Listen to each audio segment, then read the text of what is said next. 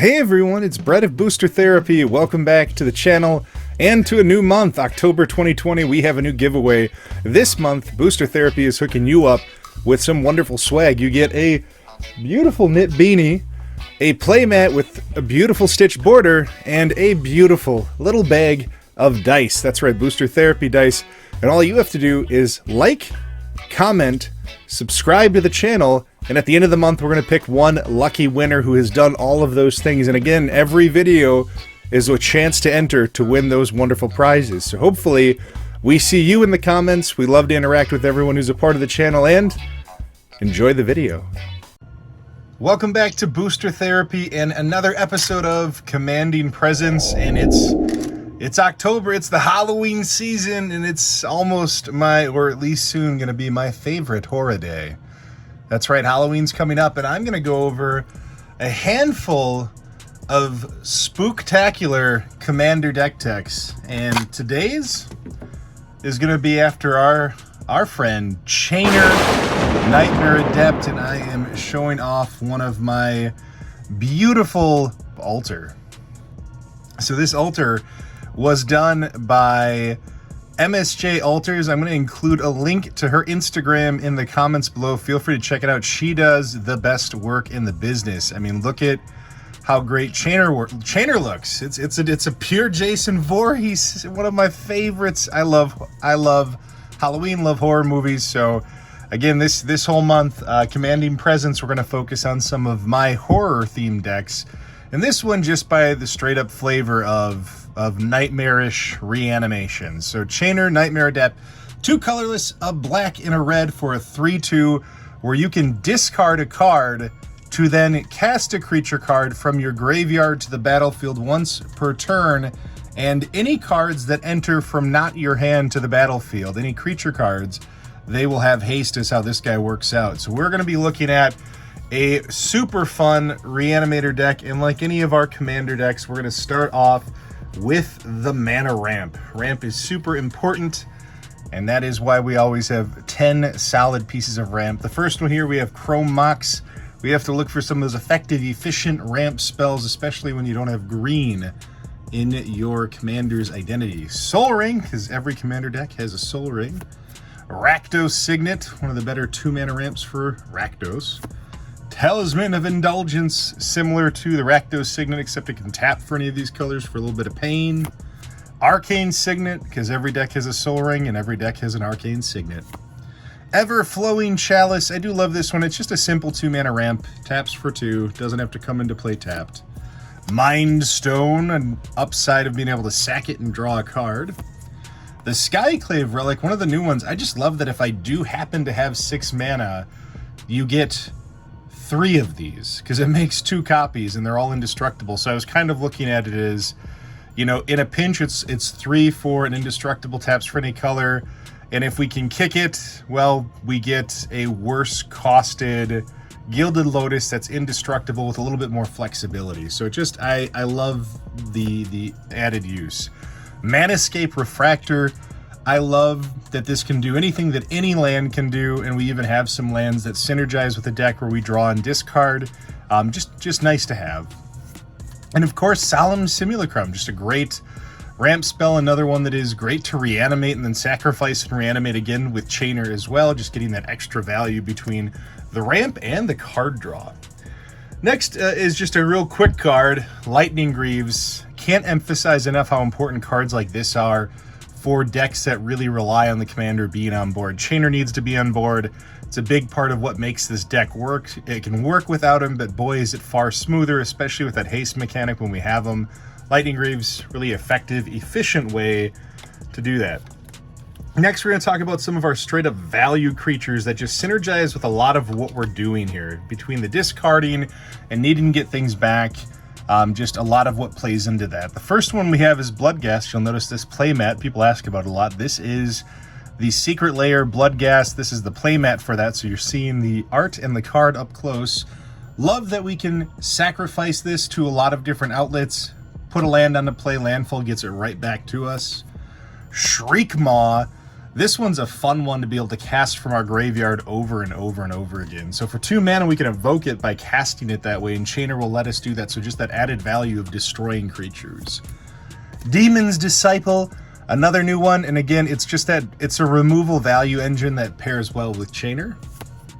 Plague Crafter, exactly like Demon's Disciple, with the added bonus of if they can't sack a creature or planeswalker, we're going to make them discard a card. The Glinthorn Buccaneer, we're going to discard a lot of cards, and just being able to ping down our opponents along that journey is really going to help. Extra damage a turn. The Doom Whisperer. This thing still, why is it so cheap? 5 mana, 6/6 flying trample with an amazing ability, especially in a deck where you're just trying to fill up that graveyard to get some of those huge reanimation targets. Sir Conrad the Grim. Whenever another creature dies or a creature is put into the graveyard from anywhere other than the battlefield, we're pinging everyone down. So we can mill ourselves with it, which is great. We're going to have creatures go into the graveyard a lot with this deck. It's just another good way to just whittle our opponents down. The Archfiend of Ifnir. 1 Seb McKinnon art on point, very beautiful. But the other one, again, is we're discarding a lot, and we're putting -1/-1 counters on each of our opponent's creatures, really keeping them into check. Anger, because Anger is just a great card for us to target as a discard to play off Chainer's ability. So giving all of our creatures haste by just letting this thing sit in the grump. And the Bone Miser, just the pure value engine. Whenever we discard a creature card, we get a zombie. If it's a land, we get mana. If it's a non-creature, non-land, we draw a card. Everything we want from the Bone Miser. Next, we're going to talk about some of our big boy creatures, some of the fun that we hope to reanimate and just play off of. Not always needing to reanimate, so these things have value beyond just needing to be heavy mana reanimation targets. Itali Primal Storm, every time we attack, we get to play some things for free. Magmatic Force, it's 8 mana for a 7/7, which is huge, but if we can reanimate this early and bolt at the beginning of every upkeep is amazing. Rune-Scarred Demon, a great reanimation target because it lets us toot something up right away and get that perfect answer or build off our combo. Razaketh the Foul-Blooded, one of the strongest demons in the game, 8/8 for 8 with flying and trample, where we can pay 2 and sack a creature to search for anything and put it in our hand. Lord of the Void, I love getting to deal combat damage to somebody with this one and get a choice from a bunch of cards to put one of those creatures on the battlefield. The Archfiend of Despair, this one is giving us that wound reflection on a stick, and again, like similar to Bone Miser, there are enchantments that do these things. Creatures are a little bit more resilient for us because we're reanimating them. We're not going to reanimate an enchantment. Sheoldred the Whispering One, another powerhouse for reanimator decks. This card used to be played in like every deck that had black back in the day, and it isn't so much anymore, but when it's on the board, it is an immediate threat. The Worm Coil Engine, I love that we could be sacking this to certain outlets to get extra value and then recast it over and over again if we're discarding for a Chainer.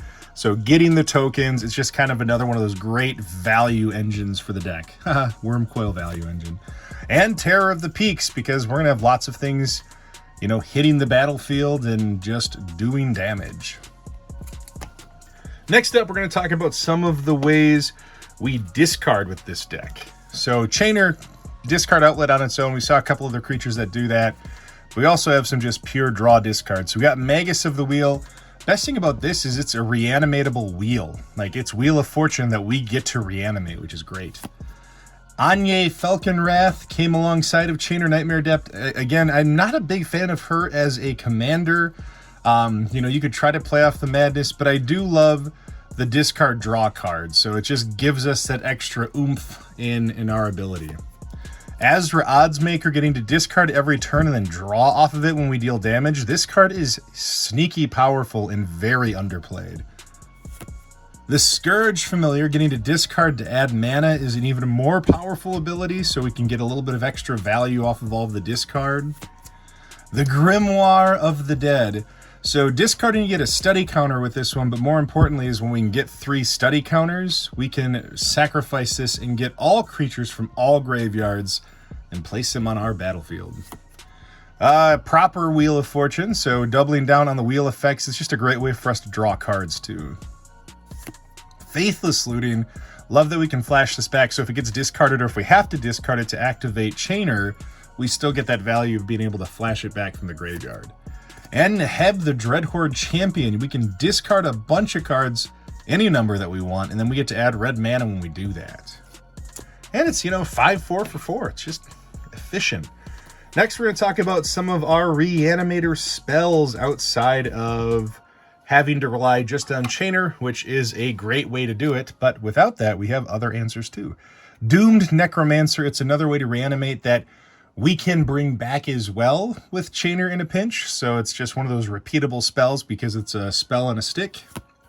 Living Death. We're going to have a very full graveyard. If we can amass all of that and make all of our opponents sacrifice everything they have, it is just super satisfying. Victimize, one of my favorite ones. So this is where things like Bloodghast come into play. We can sacrifice Bloodghast and some other creature, or we can sacrifice Bloodghast and get 2 creatures back and then just play a land and get Bloodghast right back into play. So it's just an endless value for cards like this. Hell's Caretaker is another one. Bloodghast, we sacrifice it to Hell's Caretaker, reanimate anything we want from our graveyard, any creature, play a land, get Bloodghast back, get to do it again next turn. Stitch Together, Threshold. I miss Threshold. What a great mechanic. Oftentimes, we will be within Threshold. One wheel puts us at Threshold in a lot of cases. So, Stitch Together, just a great card. It's a 2-mana reanimate without the downside.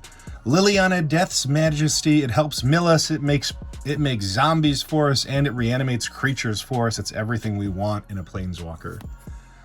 Agadim's Awakening. I love this because it lets us. It's a free card. It's free. It's totally free, Jim. This one, we cut a swamp, put Agadim's Awakening in there, and we get another reanimation spell. Gravebreaker Lamia. Again, with Chainer, you're casting creatures from your graveyard. It's not a pure reanimate creature, it's casting. And this makes that 1 less mana to do so. The other upside is Gravebreaker also tutors up a card into our graveyard, so we get to get one of those creatures right when we cast this. And Draina, the Last Blood Chief, another new one.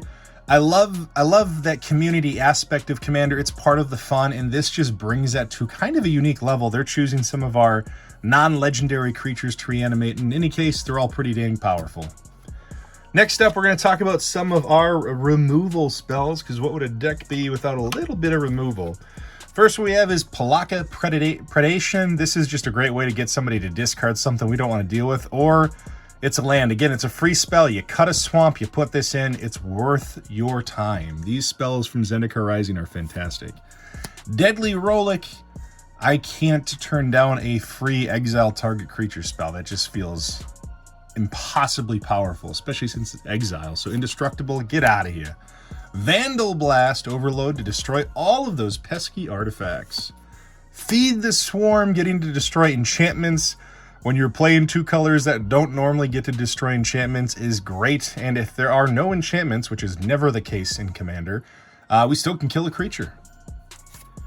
Hagra Mauling, another one. You just had to cut a swamp and you get a removal spell that destroys destroys a creature.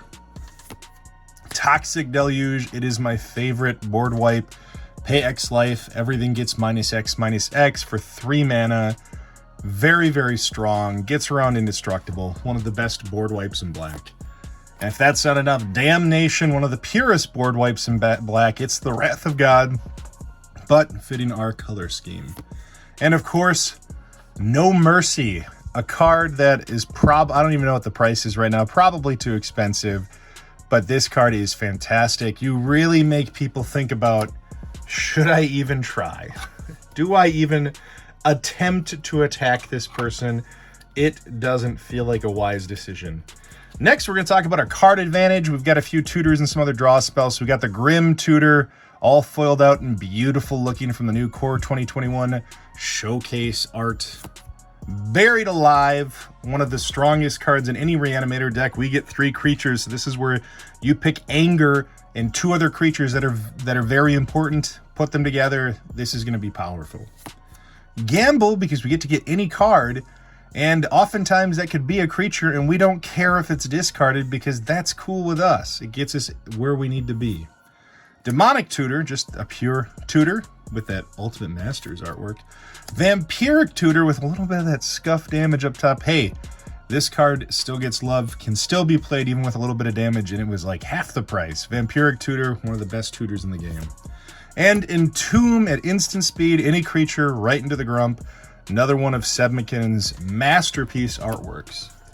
The last piece before we dive into land is the combo buried within this one. So we have Animate Dead as just a great reanimation spell, right? We've got a handful of them in here. Animate Dead is a good one. And World Gorger Dragon. So if you don't know how these guys work, you get World Gorger Dragon into the graveyard. So Entomb the World Gorger Dragon on turn 1. Then on turn 2, if you can get this lucky, have Animate Dead in your hand and play Animate Dead for 2 mana. Once you reanimate World Gorger Dragon, it comes into play, everything exiles. When it exiles, Animate Dead is exiled with it, so then World Gorger is going to be exiled or put into the graveyard. When that happens, Animate Dead and all the other cards come back.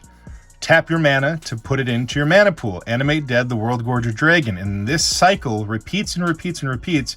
The whole time the idea is that you keep tapping the 2 lands or however many lands you have and build up that mana pool and you have infinite mana. Once you have infinite mana, we got to make sure we've got 2 resources at the very least to pay into. And here are 2 of them. Exsanguinate and Comet Storm. Either way you go, this kills all of your opponents in one shot. If you can Animate Dead a World Gorger Dragon and get infinite mana and have one of these 2 cards, you will win the game off of that. Last piece is the land. I'm not going to go into detail. It's in the deck list. Again, check all of the links in the description below. We have a website where we sell all of our merch. We have a link to this deck list that actually is an affiliate link for our TCG player. Shows all of it, but I'll do a quick scan first, though.